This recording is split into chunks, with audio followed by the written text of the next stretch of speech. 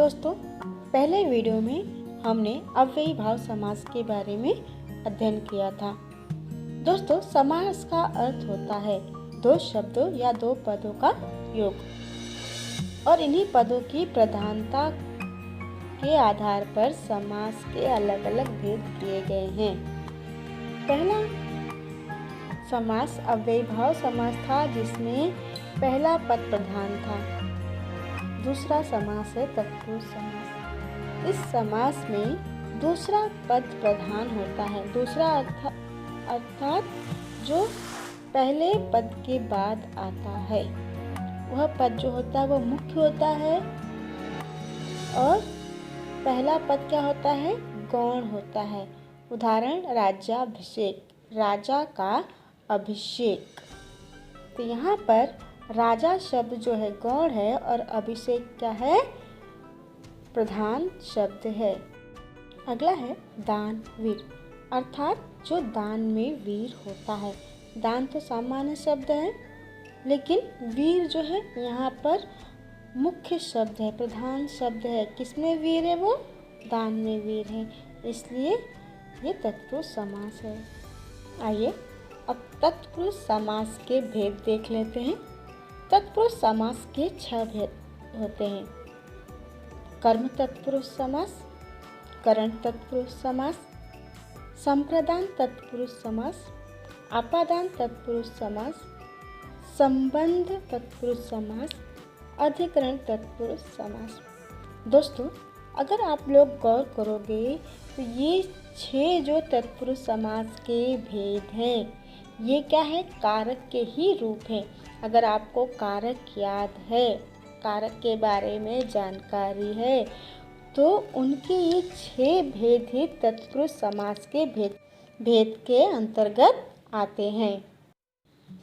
आइए अब तत्पुरुष समास के पहले भेद कर्म तत्पुरुष समास के बारे में अध्ययन करते हैं।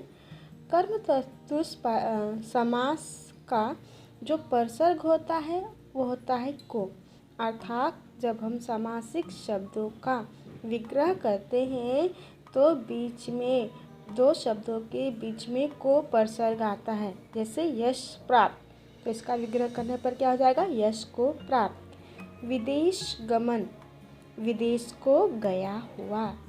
जेब कतरा, जेब को कतरने वाला।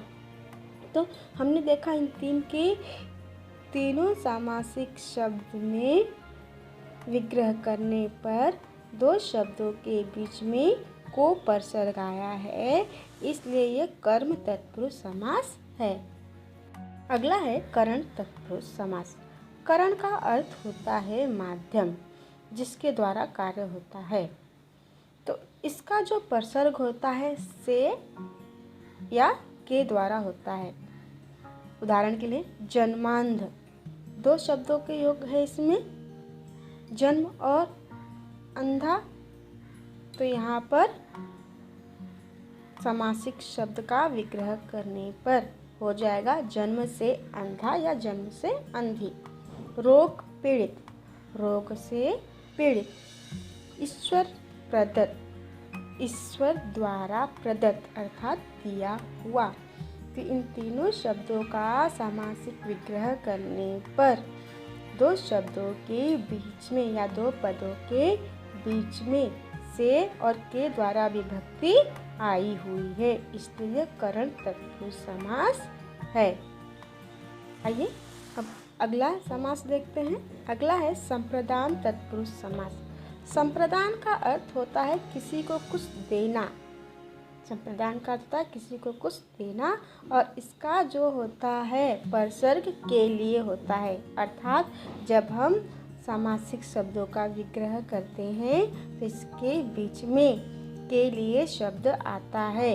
उदाहरण के लिए वाचनालय, तो इसका सामासिक विग्रह क्या हो जाएगा? वाचन के लिए आलय। आलय का अर्थ होता है घर, वाचन का अर्थ होता है पढ़ना, अर्थात वह घर जहाँ पर पढ़ा जाता है वाचनालय कहलाता है।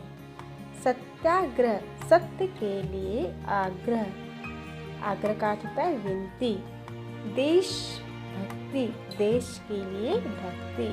तो हमने क्या देखा कि इन तीनों के तीनों समासिक शब्दों के विग्रह करने पर के लिए परसर्ग बीच में आता है, इसलिए इसे हम संप्रदान तत्पुरुष समास कहते हैं।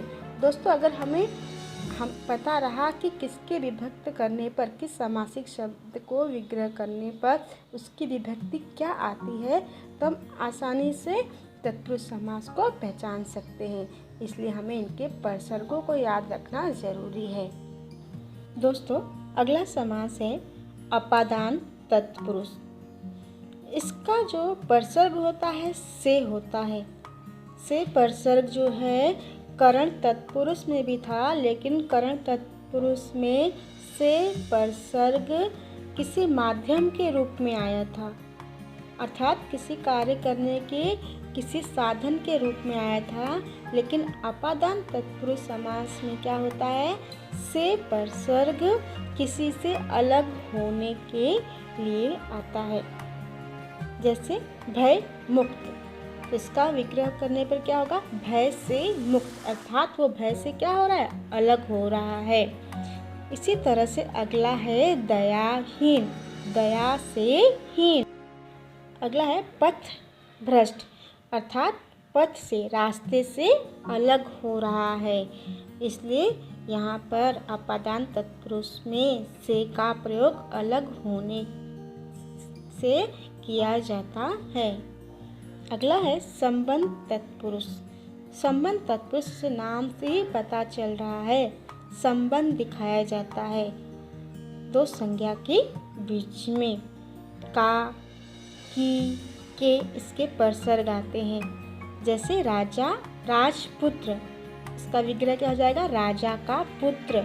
संबंध दिखाया जा रहा है ना, राजा और पुत्र के बीच में किसका पुत्र है, राजा का पुत्र है। दूसरा है देश प्रेमी, देश का प्रेमी, किसका प्रेमी है, देश का। दोनों के बीच में संबंध दिखाया जा रहा है। अगला है घुड़ दौड़, घोड़े की दौड़, किसकी दौड़ हो रही है, घोड़े की, इसलिए यह संबंध तत्पुरुष समास है।